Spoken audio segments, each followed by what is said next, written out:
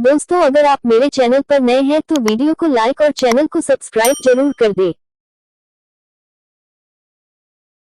रोमा, टीना, मीनू और ऋतु चारों की शादी एक ही घर में हुई है। चारों बहुएं एक ही साथ एक घर में रहती है। चारों की सास सुशीला जी बहुत ही समझदार और शांत स्वभाव की महिला है। लेकिन अपने चारों बेटों की शादी के बाद सुशीला का सिर्फ एक ही काम रह गया है कि चारों बहुओं का प्यार कैसे बढ़ाया जाए। एक दिन सुशीला के घर उसकी बहन आई। सुशीला की बहन ने कहा, सुशीला, तुम तो बहुत खुशकिस्मत है।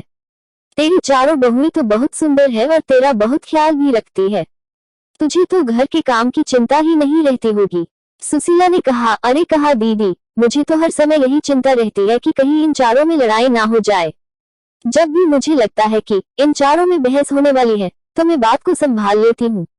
सुशीला की बहन ने कहा, ये बात तो सच है सुशीला, दुनिया सोचती है कि बहुएं आ जाने से घर में खुशियां आ जाती है, लेकिन ये भी सच है, घर में बहुएं आ जाने से सास के लिए जिम्मेदारी भी बढ़ जाती है। हर समय बस यही सोचते रहो कि कहीं लड़ाई ना हो जाए। ये दोनों बात कर ही रही थी, तभी अचानक रोमा और मीनू की लड़ने की आवाज आई। रोमा चिल्लाए, मैंने एक बार पोछा लगा दिया है तो मैं दोबारा नहीं लगाऊंगी। मीनू ने कहा, दोबारा पोछा तो तुम्हें लगाना ही पड़ेगा रोमा, तुमने इतना गंदा पोछा लगाया है, लग ही नहीं रहा है कि घर की सफाई हुई है। बहुओं में इस तरह से लड़ाई देखकर सुशीला की बहन घबरा गई और सुशीला को समझाने लगी, तेरी बहुएं काम कम करती है और लड़ती ज्यादा है। सुशीला की बहन ने कहा, तुझे इनकी लड़ाई बंद करने के लिए कोई ना कोई रास्ता तो निकालना ही होगा। ये कहकर सुशीला की बहन वहां से चली गई। अब सुशीला दिन रात यही सोचती रहती कि इन बहुओं का आपस में प्यार कैसे बढ़ाया जाए, इसलिए सुशीला ने अपनी सारी बहुओं को इकट्ठा किया और कहा। सुशीला ने कहा, तुम चारों लोग दिन भर आपस में लड़ती रहती हो, इससे ना तो घर चल सकता है न तो जिंदगी, इसलिए आज तुम सब ये बता दो कि चाहती क्या हो। रोमा ने कहा, माँ जी आप हमें अलग अलग घर दे दो। सुशीला ने कहा, मेरे पास इतना पैसा नहीं है कि मैं तुम चारों को अलग अलग घर बनाकर दूं। मीनू ने कहा, माँ जी ये घर भी तो बहुत बड़ा है, आप इस पर 4 मंजिल बनवा दो और हम चारों को दे दो। सुशीला ने कहा, मैंने अपने चारों बेटों को बड़े प्यार से पाला है, इसलिए मैं नहीं चाहती कि तुम लोगों की वजह से मेरा घर टूट जाए। मेरे चारों बेटे अलग अलग रहे और मेरा क्या, मैं तुम चारों में से किसके पास रहूंगी।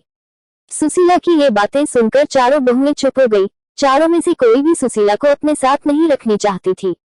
सुशीला ने अपनी बहुओं को एकटक देखा और कहा, तुम चारों को मैंने अपने बेटे भी दे दिए और अपना घर भी दे दो, लेकिन तुम में से कोई भी मुझे अपने साथ नहीं रखना चाहता। ये कहते हुए सुशीला की आंखें भर आई और उसने चारों बहुओं के काम बांट दिए और उन सबको कहा कि कोई भी आपस में नहीं लड़ेगा। लेकिन उनकी बहुएं कहाँ मानने वाली थी। अब चारों बहुएं ने एक एक टीम बना ली। एक टीम में रोमा और मीनू थी और दूसरी टीम में ऋतु और टीना थी। चारों आपस में लड़ती तो नहीं थी, लेकिन एक दूसरे की चुगली करने लगी थी। एक दिन टीना और ऋतु ने अपनी सास से कहा। टीना ने कहा, माँ जी आपको पता है रोमा 12 बजे से सो रही है, आज तो उसने सिर्फ घर की झाड़ू ही लगाई है और पोछा भी नहीं लगाया। ऋतु ने कहा, हाँ माँ जी, अपने लड़ने के लिए मना किया है, इसलिए मैं मीनू से कुछ नहीं कहती। वो आज ही बाजार जाकर अपने लिए 3-3 साड़ियाँ लाई है। अपने लिए 3 साड़ियाँ लाई है और आपके लिए एक भी साड़ी नहीं लाई है। ऋतु और टीना तो अपने सास से चुगली करके चली गई। अब मीनू और रोमा की बारी थी। मीनू ने कहा, माँ जी आपने ऋतु को तो सर पर चढ़ा रखा है, वो हमेशा रोटियां जला देती है और आपके बेटे भी बोल रहे थे कि ऋतु की हाथ की रोटियां अच्छी नहीं लगती।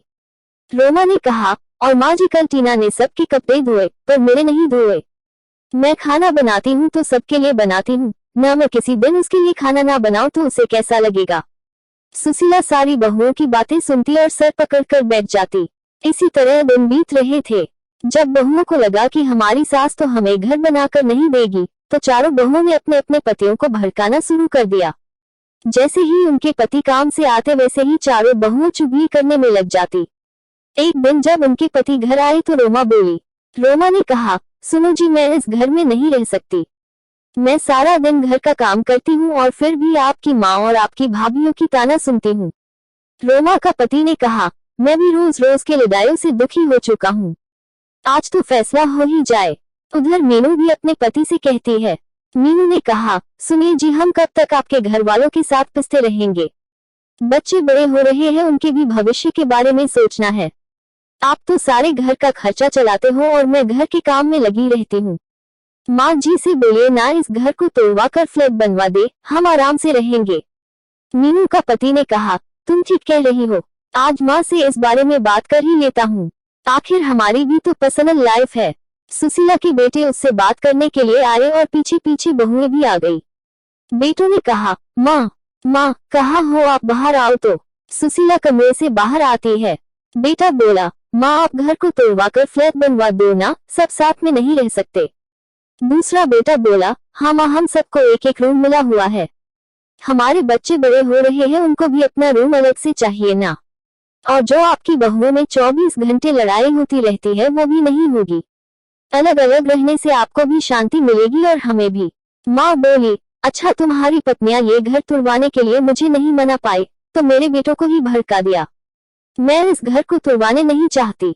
इस घर में तुम्हारे पिता की यादें हैं, तुम्हारा बचपन बिता है और तुम चारों अपने पत्नियों को समझाने के बजाय मुझसे ये घर तुड़वाने के लिए बोल रहे हो। सुशीला ने अपने बेटे और बहुओं को बहुत समझाया लेकिन कोई भी राजी नहीं हुआ और मजबूरी में सुशीला को अपना घर तोड़वाना ही पड़ा। जैसे जैसे हथौड़ा घर की दीवारों पर चोट कर रहा था, सुशीला को वो चोट अपने दिल पर महसूस हो रही थी। अब कुछ दिन बाद उस घर की जगह एक आलीशान बिल्डिंग खड़ी थी। सुशीला ने अपने चारों बेटे और बहुओं को बुलाया और कहा, सुशीला ने कहा, तुम चारों के फ्लैट बनकर तैयार हो गए हैं, अब तुम सब आराम से रह सकते हो। तुम अपने अपने परिवार के साथ खुश रहोगे लेकिन मेरा परिवार तो तुम सब हो, तुम्हें अलग अलग जाता देख मुझे कितना दुख हो रहा है, कैसे बताओ। बेटा बोला, माँ आप कहाँ रहेंगी, मतलब हम में से किसके साथ रहेंगी। सुशीला ने कहा, तुम फिक्र मत करो बेटा, तुम्हारी बूढ़ी माँ किसी पर भी बोझ नहीं बनेगी, पेंशन तो आती है मेरे पास, उससे मेरा गुजारा हो जाएगा। तुम चारों एक एक फ्लैट में रह लोगी तो ये नीचे का हिस्सा बचेगा, मैं वही रहूंगी।